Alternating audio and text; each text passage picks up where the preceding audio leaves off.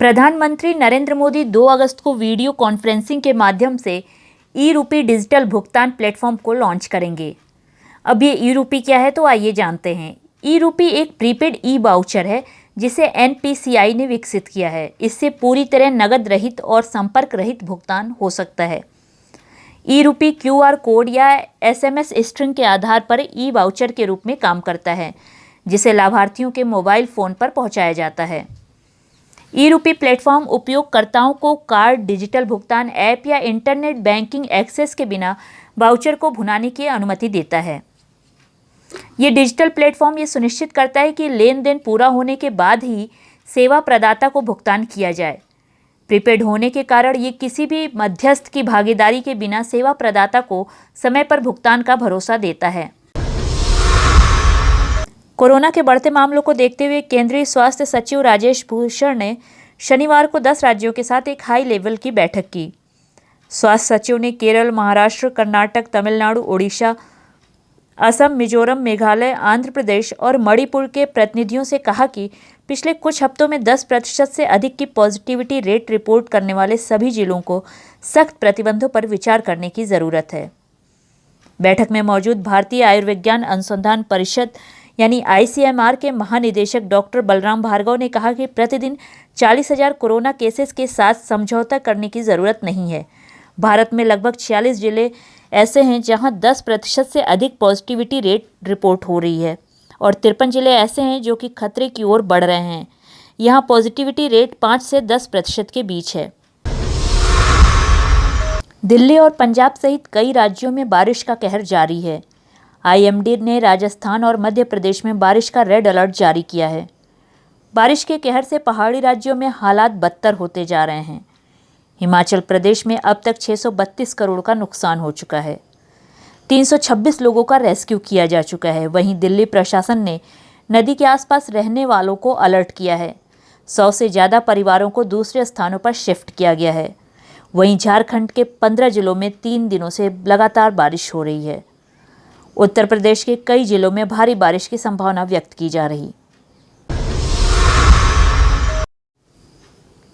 जम्मू कश्मीर में सेना के जवानों पर पत्थर फेंकने वालों पर अब सरकार सख्त एक्शन लेने के मूड में है। रविवार को राज्य सरकार ने एक आदेश जारी किया। इसके मुताबिक पत्थरबाजी करते हुए पकड़े जाने पर पासपोर्ट नहीं मिलेगा। ऐसे लोग सरकारी नौकरी के लिए भी अप्लाई नहीं कर पाएंगे। राज्य सरकार के अधिकारियों के मुताबिक कश्मीर सीआईडी की स्पेशल ब्रांच ने भी सभी सिक्योरिटी यूनिट को एक आदेश जारी किया है, जिसमें कहा गया है कि राज्य के जिस व्यक्ति को भी पत्थरबाजी करते पकड़ा जाए उसे किसी तरह का सिक्योरिटी क्लियरेंस न दिया जाए। पत्थरबाजी के आरोप लगने पर डिजिटल सबूत और पुलिस रिकॉर्ड्स की भी जांच की जाएगी। आपको बता दें कि केंद्र सरकार पहले ही एक कानून में संशोधन कर सरकारी नौकरी के लिए सीआईडी की क्लियरेंस रिपोर्ट को जरूरी कर चुकी है। आदेश के मुताबिक यदि किसी व्यक्ति के परिवार का सदस्य और खास रिश्तेदार राजनीतिक पार्टी से जुड़ा है तो उसकी भी जानकारी देनी होगी। किसी राजनीतिक कार्यक्रम में शामिल होने के बारे में भी बताना होगा।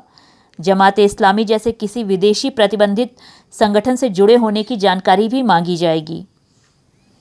कहीं काम कर रहे लोगों को यदि सीआईडी से दोबारा सत्यापन करवाना हो तो उन्हें नियुक्ति की तारीख, पोस्टिंग और पदोन्नति का विवरण भी देना होगा। इसके अलावा नौकरी कर रहे माता पिता, पति पत्नी या बच्चों की भी डिटेल देनी होगी।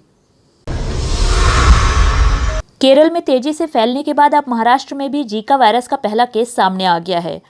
पुणे के पुरंदर क्षेत्र की 50 साल की महिला में जीका वायरस मिलने की पुष्टि हुई है।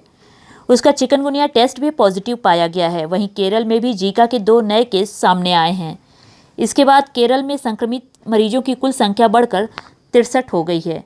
महाराष्ट्र से पहले इस साल सिर्फ केरल में ही जीका के मामले सामने आए थे। महाराष्ट्र के स्टेट हेल्थ डिपार्टमेंट के मुताबिक महिला पुणे की पुरंदर तहसील के बेलसर गांव की रहने वाली है। उसे जुलाई की शुरुआत में बुखार आया था। उसके अलावा 4 और लोगों के सैंपल जांच के लिए पुणे के नेशनल इंस्टीट्यूट ऑफ वायरोलॉजी में भेजे गए हैं। इनमें से 3 की चिकनगुनिया रिपोर्ट पॉजिटिव आई है। एनआईवी की एक टीम इसके बाद यहां दौरा करने पहुंची। टीम ने 27 से 29 जुलाई तक गांव का दौरा किया। उन्होंने 41 लोगों के सैंपल कलेक्ट किए, जिनमें से 25 में चिकनगुनिया, 3 में डेंगू और 1 में जीका वायरस की पुष्टि हुई। हेल्थ डिपार्टमेंट अब पूरे गांव का सर्वे करने की योजना बना रहा है। हालांकि विभाग का कहना है कि महिला ठीक हो चुकी है और उसके परिवार के लोगों में भी किसी को जीका के लक्षण नहीं हैं।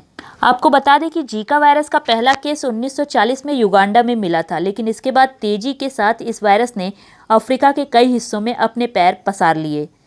दक्षिण प्रशांत और एशिया के कुछ देशों को छूते हुए ये लैटिन अमेरिका तक पहुंच गया।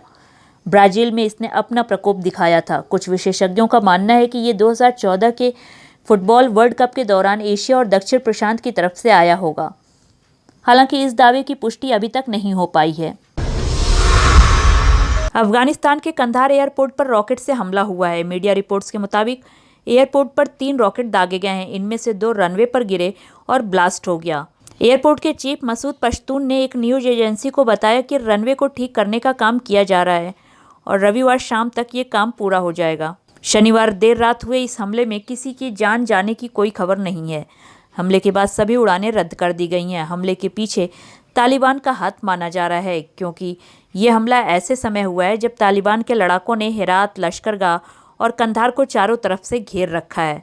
फिलहाल कंधार में उनकी अफगान सुरक्षा बलों के साथ जंग जारी है।